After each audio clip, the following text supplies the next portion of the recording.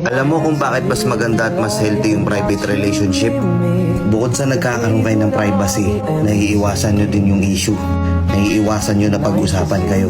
Ano nga ba yung private relationship? Yun yung hindi kanya kailangang i-flex o i-post sa social media porket uso. Na kapag nag-aaway kayo, kailangan magpaparinigan kayo sa social media.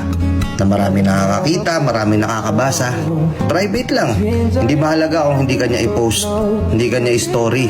Simpleng batay lang pag monthsary o anniversary, okay na. Kasi sa mundong napakaraming chismosa, napakaraming taong gusto kayong pag-usapan, mas maganda kung i-private nyo na lang yung relasyon nyo.